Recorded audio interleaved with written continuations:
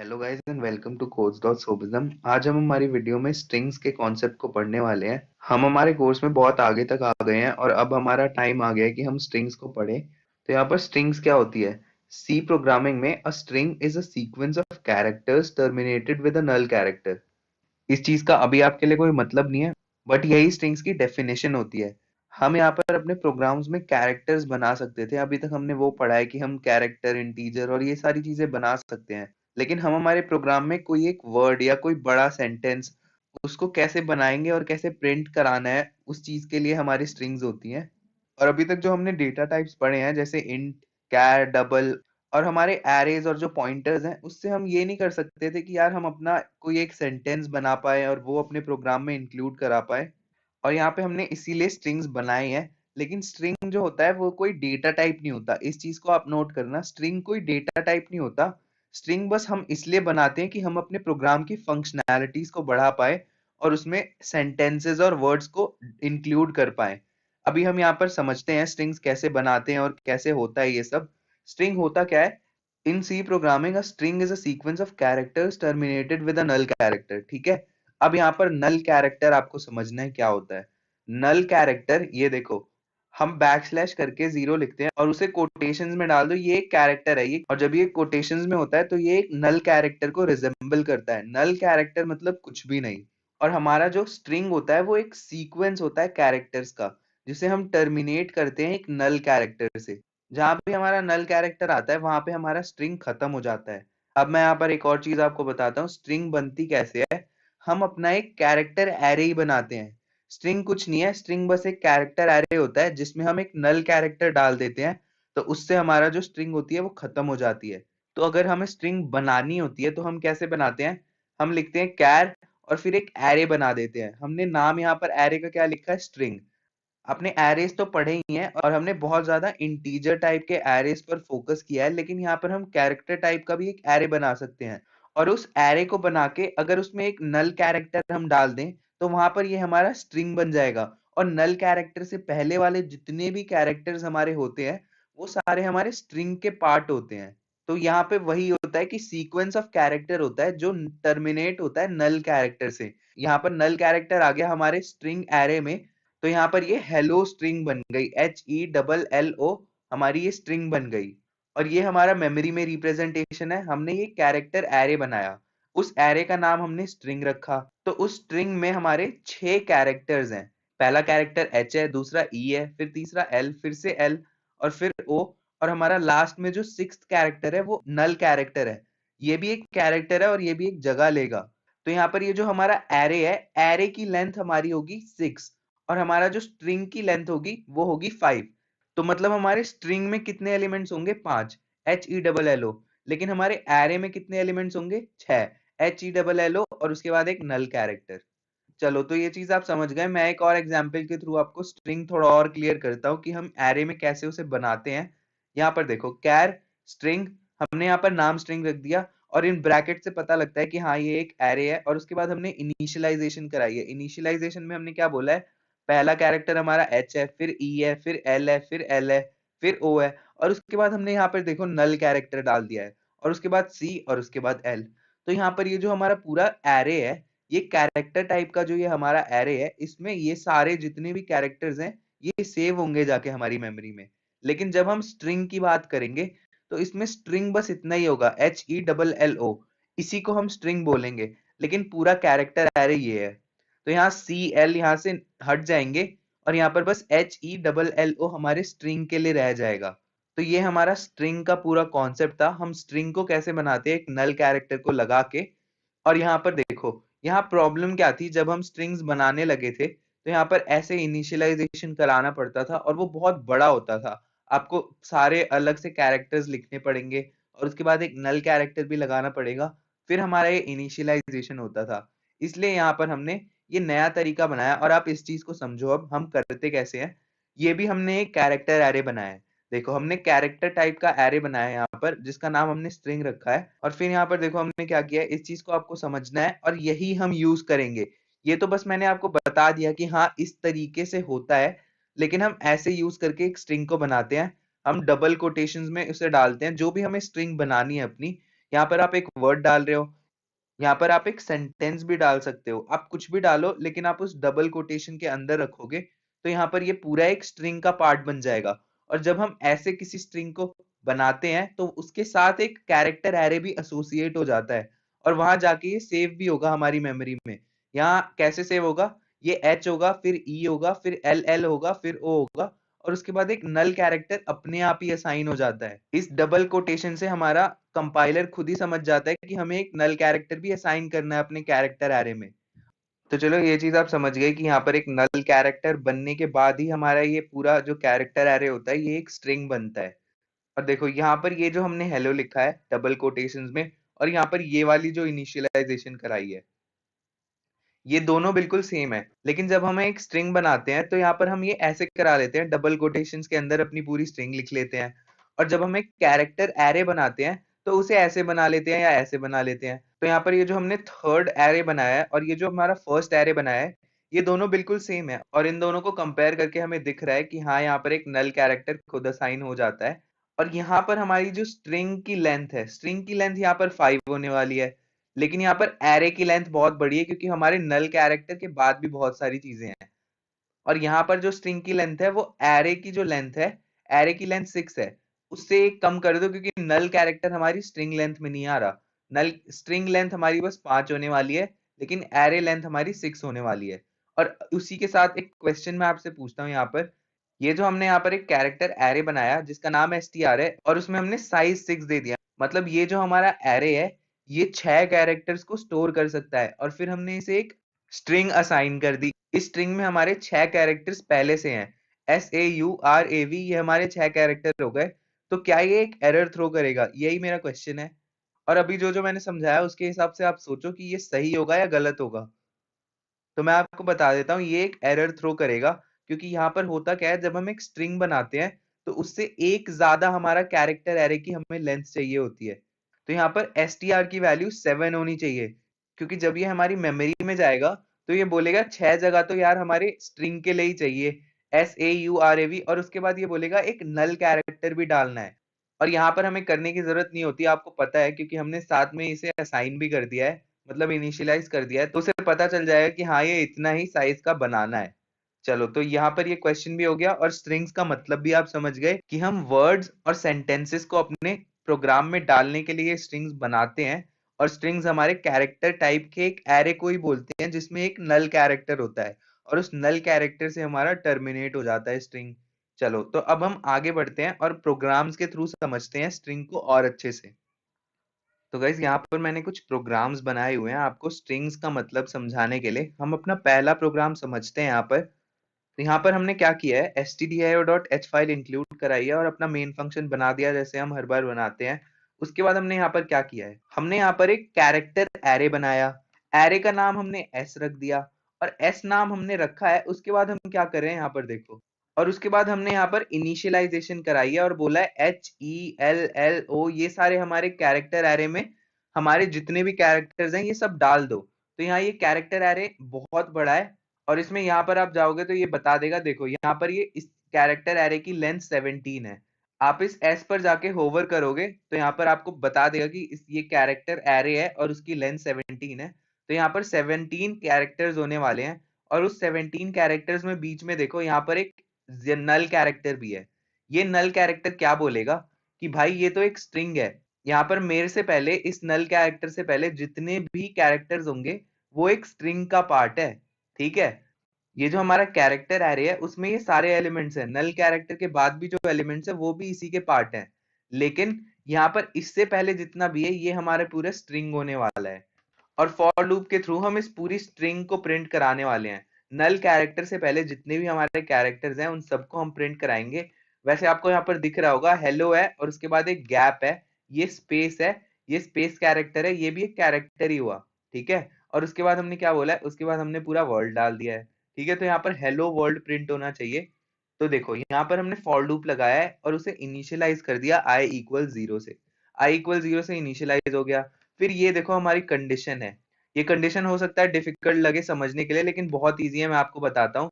Si, मतलब यहाँ पर इस कैरेक्टर के जो i इंडेक्स पे एलिमेंट है, जब तक वो नॉट इक्वल्स, मतलब जब तक वो नल कैरेक्टर के इक्वल ना हो जाए, इस कैरेक्टर के इक्वल ना हो जाए, जब तक ये पूरा फॉर लूप चलता रहेगा। और यहाँ पर आई भी प्लस होता रहेगा, और आई को हमने जीरो से इनिशिएट भी करा दिया है। तो देखो, और हर लूप में ये क्या प्रिंट होगा, हमारी हर आइट्रेशन में ये उस कैरेक्टर को प्रिंट करा देगा, और कैरेक्टर के बाद ये इंडेक्स बढ़ा देगा। तो हमारा जब आई इक्वल जीरो होगा, मतलब फर्स्ट आइट्रेशन होगा, तो ये आया होगा, यहाँ पर इसने कंडीशन देखी होगी, और ये देखेगा एस आई, ये तो हमारा फर्स्ट कैरेक्टर है, मतलब जीरोथ इंडेक्स पे जो कैरेक्टर है वो एच है, तो यहाँ ये जीरो के इक्वल नहीं है, मतलब नल कैरेक्टर के इक्वल नहीं है। तो यहाँ पर ये क्या बोलेगा कि हाँ भाई अब अंदर आ जाओ और प्रिंट करा दो। ये प्रिंट करा देगा एस आई को, एच को ये प्रिंट करा देगा, फिर ये आई प्लस करेगा और फिर यही कंडीशन चेक करेगा। तो यहाँ पर सेकंड कैरेक्टर के लिए क्या होगा, ये कंडीशन ट्रू होगी, फिर ई प्रिंट हो जाएगा, और ये सारी चीजें ऐसे ही प्रिंट होती जाएंगी हेलो वर्ल्ड तक, और फिर नल कैरेक्टर तक ये पूरा प्रिंट हो जाए। मतलब नल कैरेक्टर ये प्रिंट नहीं होगा, क्योंकि यहाँ पर कंडीशन हमारी फॉल्स हो जाएगी। चलो इस चीज को अब मैं रन कराकर आपको दिखाता हूँ, और मैं दिखाता हूँ कि हमारी स्ट्रिंग कैसे ये चलेगी और प्रिंट होगी। तो गाइस देखो, यहाँ पर हमारा ये आउटपुट आ गया है, और इसमें हेलो वर्ल्ड प्रिंट हो गया है।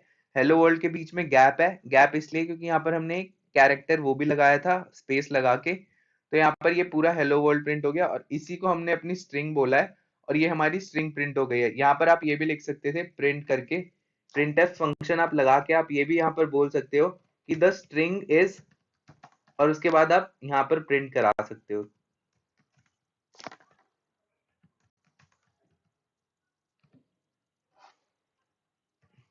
आप इसे सेव करके फिर से रन कराओ। ये मैं सब कुछ इसलिए लिखता हूँ कि चलो आपको बाद में जब आप रिवाइज करो तो अच्छे से आपको समझ आए, और सारे कोड खुद टाइप करके सारे आउटपुट्स निकाला करो, जब भी आपको अच्छे से समझ आएगा। तो यहाँ पर आ गया है कि हाँ the string is hello world.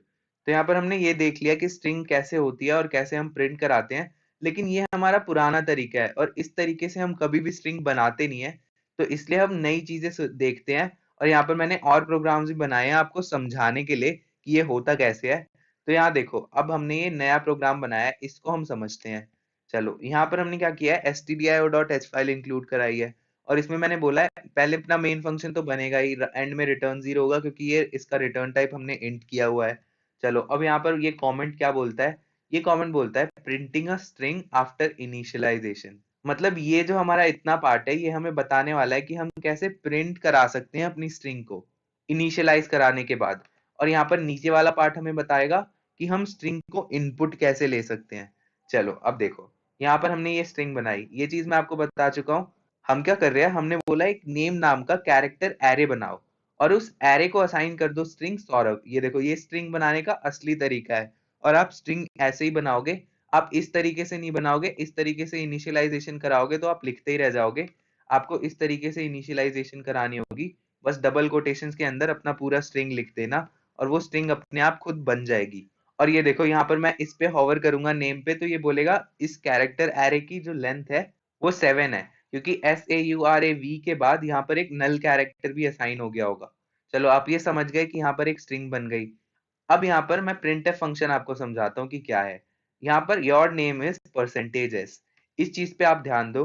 Percentage S एक फॉर्मेट स्पेसिफायर है, और ये स्ट्रिंग को प्रिंट कराने के लिए या फिर इनपुट में लेने के लिए यूज होता है। तो ये चीज आप याद रखो, और इसको नोट कर लो कि हाँ परसेंटेज एस हमारा एक फॉर्मेट स्पेसिफायर है जो स्ट्रिंग के लिए है। चलो, और उसके बाद यहाँ पर बैकस्लैश एन मतलब new line character. Percentage S की जगह हम क्या देंगे, नेम। यहाँ पर आपको ब्रैकेट्स नहीं लगाने, यहाँ पर बस आप नेम लिख दो, वो समझ जाएगा कि हाँ ये वाला जो नेम एरे है उसमें जो स्ट्रिंग है परसेंटेज एस उसको प्रिंट कराना है। तो यहाँ पर इस लाइन को हम प्रिंट करा कर देखते हैं। पहले मैं ये सब यार आपके लिए ना कमेंट कर देता हूँ, ताकि बस एक लाइन प्रिंट हो, आपको समझ आया आउटपुट। देखो यहाँ पर आ भी गया, परसेंटेज एस की जगह उसने क्या रीड किया, SAURAV। उसने नल कैरेक्टर प्रिंट नहीं कराया, क्योंकि हमारा जो स्ट्रिंग होता है वो इतना ही होता है, स्ट्रिंग इतना ही है, और वो सौरभ प्रिंट हो चुका है परसेंटेज एस की जगह। तो ये ऐसे हुआ होगा। अब मैं आगे और चीजें आपको दिखाता हूँ। अभी तक तो हमने यहाँ पर स्ट्रिंग में बस एक वर्ड देखा, अभी इसको आप अनकॉमेंट करो, और अब देखो यहाँ पर हम अपना एक पूरा नाम भी डाल सकते हैं, मतलब स्पेस के साथ। यहाँ मतलब आप पूरा सेंटेंस भी डाल सकते हो, आपको एक सेंटेंस डालना है तो स्ट्रिंग में आप सेंटेंस भी डालो, और अपनी सारे जब जब आपको गैप लगाने हैं हर वर्ड के बाद वो भी लगा लो। तो यहाँ पर हमने एक और एरे बनाया जिसका नाम हमने फुल नेम रखा है, और इसकी लेंथ देखो क्या है, इसकी लेंथ है 11, और यहाँ पर ये दिखा भी रहा है इस एरे में SAURAV और RAJ, इसके आगे और भी होगा, यहाँ पर जीरो नल कैरेक्टर भी होगा एक। तो यहाँ ये सौरराज है और आपका ये प्रिंट में हो जाएगा your full name is percentage S की जगह यहाँ पर हम दे देंगे फुल नेम। यहाँ फुल नेम दे दिया तो ये जाके यहाँ सौरराज प्रिंट कर देगा। फिर यहाँ पर हमने सेंटेंस लिखा है और इस सेंटेंस में हमने डाला है आई एम सौरराज और इसमें प्रिंट कैसे करा है I am the sentence is percentage S और उसकी जगह हम सेंटेंस दे देंगे। तो यहाँ पर ये सेंटेंस पूरा प्रिंट हो जाएगा एज अ स्ट्रिंग। ठीक है, यहाँ पर परसेंटेज एस है तो ये स्ट्रिंग हो गया। ये सीक्वेंस ऑफ कैरेक्टर्स होता है और उसी को हम स्ट्रिंग बोलते हैं। तो चलो अब इसको हम प्रिंट कराते हैं। सेव कराना बिल्कुल मत भूलना। और देखो यहाँ पर सारी लाइंस नई लाइन में है क्योंकि हमने यहाँ पर बैक स्लैश एन यूज किया है। चलो और यहाँ पर देखो योर नेम इज सौरभ आ गया, your full name is Saurabh Raj आ गया और यहाँ पर योर सेंटेंस इज मतलब the sentence is I am Saurabh Raj. जो आप लिखोगे वो आपका आ जाएगा, परसेंटेज एस की जगह ये आपका स्ट्रिंग रीड कर लेगा। और यही हमारे स्ट्रिंग का कॉन्सेप्ट है। मान लो आपको कोई मैसेज अपने प्रोग्राम में बार बार डिलीवर करना है तो आप एक सीधा स्ट्रिंग बना दो और वो मैसेज आपके प्रोग्राम में बार बार डिलीवर हो जाएगा जब भी आप परसेंटेज एस करके उसे प्रिंट कराओगे। और ये चीज हम नहीं बनाते, मतलब स्ट्रिंग का कॉन्सेप्ट अगर हम अपने प्रोग्राम्स में नहीं डालते तो आपको कैरेक्टर करके एक एक करके मतलब प्रिंट कराना पड़ता। और स्ट्रिंग बनाने से मैसेजेस हमारे डालना बहुत ईजी हो गया। तो यही स्ट्रिंग का कॉन्सेप्ट है और अभी मैं दिखाता हूँ जैसे हम स्ट्रिंग को प्रिंट करा सकते हैं और अपने आप इनिशियलाइज कराते हैं वैसे ही हम इसको इनपुट भी करा सकते हैं। और इनपुट कराने के भी जो भी तरीके होते हैं अभी मैं आपको समझा रहा हूँ। चलो देखो यहाँ पर पहला तरीका है, ये इसको मैं अनकॉमेंट कर रहा हूँ। अब देखो यहाँ इसमें क्या है, कैर एस टी आर 50 बना दिया हमने। यहाँ 50 देना पड़ा क्योंकि हम खुद इनिशियलाइज नहीं कराएंगे और हमें पता नहीं है कि कितना इनपुट आने वाला है। मान लो अगर आपको पता है कि एक पैराग्राफ इनपुट आने वाला है तो आप बहुत बड़ा कर दो, यहाँ 1000 कर दो। यहाँ बस एक लाइन इनपुट आने वाली है तो 50 कर दो। यहाँ एक वर्ड इनपुट आने वाला है तो आप 10 या 20 कर दो। उसके बाद देखो जैसे हम प्रिंट कराते हैं वैसे ही हम स्कैन भी तो करा सकते हैं। स्कैन एफ करके हम वही बोल देंगे परसेंटेज एस, परसेंटेज एस डाला और यहाँ पर एम परसेंट नहीं देना क्योंकि हमें पता है ये तो आ रही है। यहाँ पर सीधा एस टी आर वन लिख दोगे आप, वो पढ़ लेगा कि हाँ यहाँ पर एक स्ट्रिंग है। समझ गए? स्ट्रिंग को हम सीधा ऐसे str1 लिख देंगे तो वो समझ जाएगा कि हाँ स्ट्रिंग इसे इनपुट करानी है। और फिर अगली लाइन में खुद ही ये प्रिंट भी हो जाएगा क्योंकि स्कैनफ आपको पता है स्कैनफ हमेशा एक लाइन ले लेता है। जब भी हम स्कैन करा लेते हैं तो स्कैनफ फंक्शन रन होने के बाद वो खुद नई लाइन में आ जाता है और फिर ये नई लाइन में वही प्रिंट हो जाएगा। तो यही देखते हुए हम इसे करके देखते हैं एक बार। यहाँ सेव करा के आप इसे रन कराओ तो यहाँ पर ये रन हो गया है और यहाँ पर 3 लाइन पहले प्रिंट हो गई है जो हमने पहले लिखा हुआ है प्रोग्राम। और उसके बाद इनपुट के लिए ये सीधा यहाँ पर इनपुट आ गया। यहाँ पर आप अपना नाम लिख लो, जैसे मैं अपना नाम सौरभ लिख लेता हूँ और ये देखो यहाँ नेक्स्ट लाइन में खुद प्रिंट हो जाएगा। इस चीज को आप ऐसे भी बोल सकते हो कि पहले आप printf फंक्शन यूज करके आप बोल दो कि आप यहाँ पर एक इनपुट कराना चाहते हो स्ट्रिंग, तो हमारा जो यूजर है उसे समझ आएगा कि हाँ यहाँ पर एक स्ट्रिंग इनपुट करनी है। तो यहाँ पर एंटर द स्ट्रिंग कर लो। एंटर द स्ट्रिंग कर लोगे तो वो खुद यहाँ पर स्ट्रिंग एंटर करवाने के लिए बोल देगा। अब इसे प्रिंट कराओगे तो ये चीज और अच्छे से क्लियर होगी। आप यहाँ पर अब यहाँ पर एंटर अ स्ट्रिंग आ गया तो आप यहाँ पर अब सौरभ लिख लो तो यहाँ नेक्स्ट लाइन में हमारा सौरभ प्रिंट हो जाएगा। और यहाँ पर भी आप प्रिंट करके बोल सकते हो कि द स्ट्रिंग इज बोल दोगे तो वो आ जाएगा। अब यहाँ पर इसकी जो हमारी डिसएडवांटेज है वो मैं आपको समझाता हूँ। इसे आप फिर से रन कराओ और मैं एक चीज दिखाता हूँ आपको। यहाँ पर हम यहाँ पर स्ट्रिंग लिख रहे हैं आई एम सौरभ राज। मान लो हमने नई स्ट्रिंग लिखने की कोशिश करी अलग जिसमें हम पूरा एक सेंटेंस लिख रहे हैं। माइन आई एम सौरभ लिख लो बस, ठीक है। तो यहाँ पर प्रिंट क्या होगा, बस आई प्रिंट होगा, द स्ट्रिंग इज और यहाँ पर बस आई के बाद कुछ भी प्रिंट नहीं होने वाला। एम सौरभ राज यहाँ पर हट गया। और यही यहाँ पर स्कैनफ यूज करने की ऐसे इसकी डिसएडवांटेज है।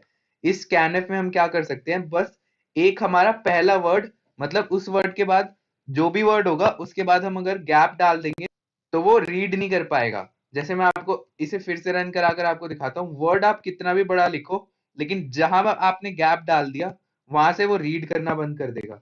ये आप कितना भी बड़ा लिख लो लेकिन इसके बाद आपने एक गैप डाल दिया और इसके बाद आप फिर कुछ भी लिख लो तो वो जो दूसरी चीज है वो प्रिंट नहीं होगी। एक गैप के बाद जितनी भी बड़ी स्ट्रिंग है, यहाँ पर एक गैप हमारा ये आय था, उसके बाद वाली जो हमारी स्ट्रिंग है वो प्रिंट नहीं हुई, बस आई प्रिंट हुआ है। और यहाँ पर ये वाला जो हमारा वर्ड है इसके बाद जब हमने गैप डाल दिया तो उसके बाद ये हमारी स्ट्रिंग प्रिंट नहीं हुई। तो ये जब हम स्कैनफ यूज करते हैं स्ट्रिंग के लिए तो प्रॉब्लम ये होती है कि बस हम एक वर्ड डाल सकते हैं और अगर हम पूरा सेंटेंस डालना चाहते हैं तो वो नहीं हो पाता। तो इसका सोल्यूशन यही होता है, हम मैंने नीचे बताया, इसको मैं कमेंट कर रहा हूँ और नीचे वाला सोल्यूशन आपको समझाता हूँ कैसे होगा।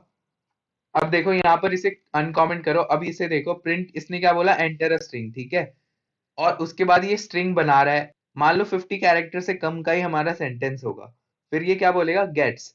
ये एक फंक्शन है, इसको प्री डिफाइंड फंक्शन बोलते हैं। प्री डिफाइंड फंक्शंस के बारे में आपको पता है, वो किसी ना किसी हेडर फाइल के अंदर डिफाइंड होते हैं और उनका एक काम होता है, और उनका काम पहले से डिफाइंड होता है, वो हमें नहीं बताना कि क्या काम है, हमारे कंपाइलर को पता है कि हाँ उसका ये काम है। जैसे प्रिंटफ भी एक प्री डिफाइंड फंक्शन है, प्रिंटफ से कंपाइलर को समझ आ जाता है कि हाँ भाई कुछ प्रिंट कराना है, स्कैनफ से हमारे कंपाइलर को समझ आ जाता है कि कुछ स्कैन कराना है, और हमने पाव फंक्शन यूज किया था, उससे हमारे कंपाइलर को समझ आ जाता है कि हमें एक पावर निकालनी है, एक्सपोनेंट निकालनी है, और वो पाव फंक्शन जो था वो हमारे math.h फाइल में इंक्लूडेड था।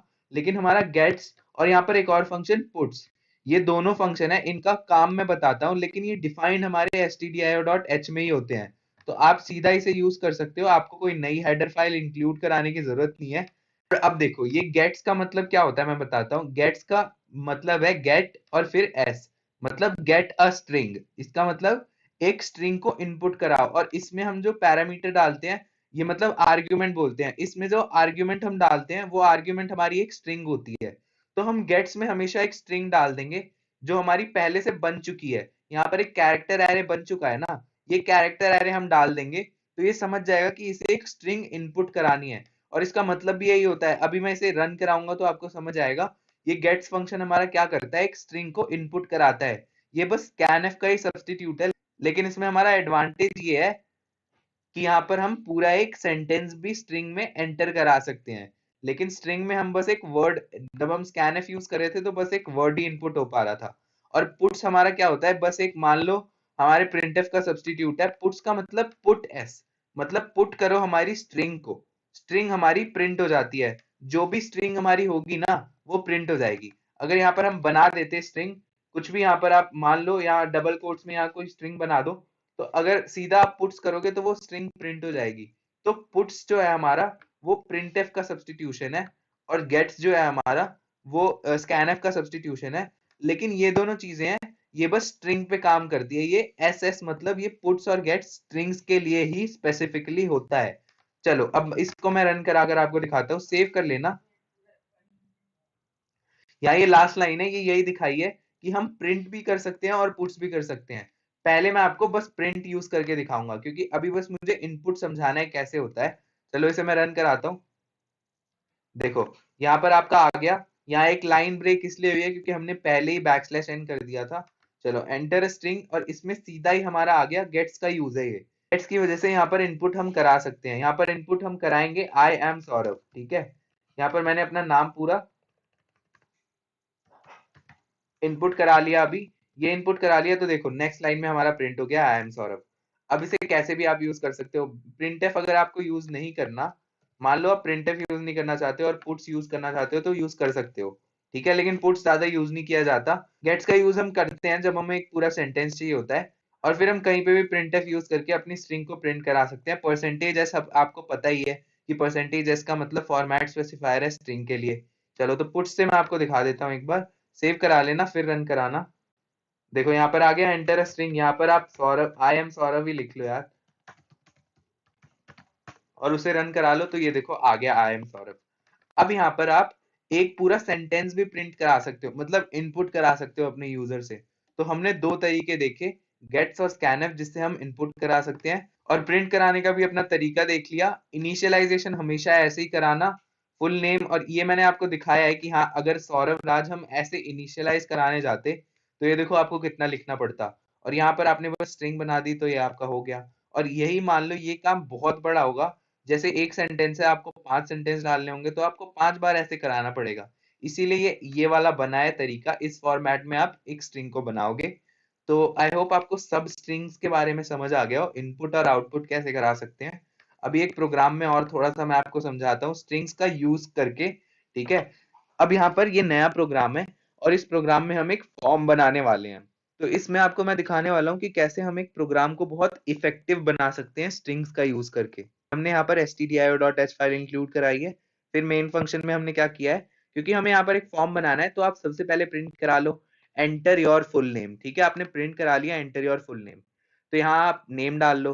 ठीक है, ये नेम के लिए हमें एक कैरेक्टर एरे बनाना पड़ेगा, क्योंकि यहाँ पर हमें एक नेम डालना है। मान लो किसी ने बहुत बड़ा नाम डाल दिया, इसलिए हमने 50 दे दिया। यहाँ पर आप 10 दे दो, कोई छोटा नाम होगा तो वो भी डल जाएगा।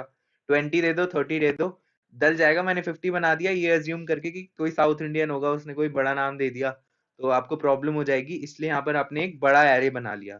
उसके बाद आपने गेट्स करके उसका नेम ले लिया, तो गेट्स में अब वो पूरा फुल नेम भी डाल सकता है, अगर गैप डालेगा तो भी हमारा ये इनपुट हो जाएगा। अब देखो उसके बाद क्या है, एज के लिए हमने बनाया, यहाँ पर हमें इंटीजर डालना पड़ेगा। हमने एक इंटीजर वेरिएबल बना लिया नॉर्मल, क्योंकि एज तो एक इंटीजर ही होती है ना, मतलब 1 2 3 4 कुछ भी हो सकता है, तो उसको इंटीजर फॉर्म में किया हमने। फिर प्रिंट कराया एंटर योर एज, और फिर हमने नॉर्मली स्कैन कर लिया परसेंटेज डी एम% एज दे के। आप इन सब में तो माहिर हो चुके हो अभी तक कि हाँ हम कैसे इनपुट कराते हैं। एम% देना होता है इसमें, और इसमें नहीं देना होता क्योंकि वो एक स्ट्रिंग है और ये एक इंटीजर वेरिएबल है। और फिर हमने एक इंटीजर बना दिया और उसे परसेंटेज नाम दिया है। मैं नाम मीनिंगफुल इसलिए दे रहा हूँ ताकि आपको समझ आए, नाम आप कुछ भी रख सकते हो अपने यूटिलिटी के हिसाब से। चलो यहाँ पर हमने एक और इंटीजर बनाया, और हम फिर बोलेंगे enter your percentile in 12th standard. Percentile नहीं, यहाँ पर परसेंटेज कर लो यार, परसेंटेज मान लो, 12th की परसेंटेज डालनी होगी। और फिर स्कैन करा लेगा ये परसेंटेज को उसका एड्रेस देके। अब देखो कैर जेंडर 10, ठीक है, हमने यहाँ पर एक एरे बनाया है। फिर से हमने एक कैरेक्टर एरे बनाया, कैरेक्टर एरे यहाँ पर बन गया। फिर इसे प्रिंटफ करो एंटर योर जेंडर, और जेंडर के लिए हमने यहाँ पर स्कैनफ यूज कर लिया, क्योंकि यहाँ पर तो गैप डालोगे नहीं ना, एक वर्ड का ही जेंडर होगा। और परसेंटेज एस से ये समझ जाएगा कि हाँ हम एक स्ट्रिंग को इनपुट कराना चाहते हैं। अभी तक ये कैरेक्टर एरे था, लेकिन परसेंटेज एस डालने के बाद ये समझ गया कि हाँ एक स्ट्रिंग को इनपुट कराया जाएगा यहाँ पर, और यहाँ पर जेंडर दे दिया, और वो स्ट्रिंग यहाँ पर इसी में सेव होगी। चलो अब यहाँ पर ये लास्ट में क्या प्रिंट करेगा, hello percentage S. Percentage S की जगह सबसे पहले हम क्या डालेंगे, नाम, तो यहाँ पर नेम दे दिया। फिर हमने क्या बोला, your age is percentage D, तो परसेंटेज डी की जगह यहाँ क्या डलेगा, एज। फिर यहाँ क्या बोलेगा ये, फिर ये बोलेगा परसेंटेज डी, मतलब your percentage is in 12th is percentage D, तो हमने फिर परसेंटेज दे दिया। और एंड में क्या है, यू आर अ, मतलब आपका जेंडर आ जाएगा, मेल या फिर फीमेल, या फिर आप अदर भी डाल सकते हो, कुछ भी। एलजीबीटी कम्युनिटी के हो तो भी कोई प्रॉब्लम नहीं है, और अगर आप मेल हो फीमेल हो, आपको हमेशा उन लोगों को भी सपोर्ट करना चाहिए। तो चलो अब इस फॉर्म को हम रन करा के देखते हैं, और देखते हैं कि कैसे ये फॉर्म चलेगा। चलो इसे आप टर्मिनल को किल करो, सेव कराओ और फिर रन कराओ, तो ये पूरा फ्रेश आएगा। देखो यहाँ पर आ गया, ये प्रोग्राम हमारा रन हो गया, और ये बोल रहा है enter your full name. Full name में हम क्या दे देते हैं, चलो मेरा नाम सौरभ है, मैं सौरभ राज लिख रहा हूँ, ठीक है, आप अपना नाम लिखो। और फिर यहाँ पर एज मांग रहा है ये, एंटर योर एज। एज मैं अपनी दे रहा हूँ यहाँ पर 21, ठीक है, तो मेरी एज आ गई 21।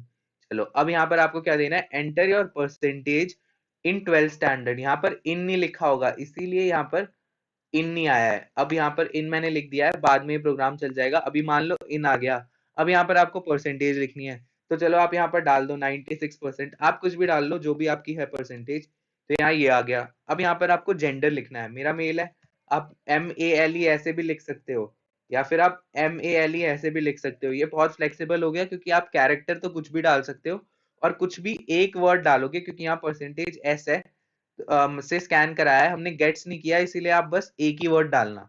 चलो मैंने मेल डाल दिया, अब इसे मैं रन कराता हूँ। देखो यहाँ पर आप मेल के बाद कुछ और भी लिखोगे ना, तो देखना ये प्रिंट नहीं होगा, क्योंकि हमने परसेंटेज एस का यूज किया है।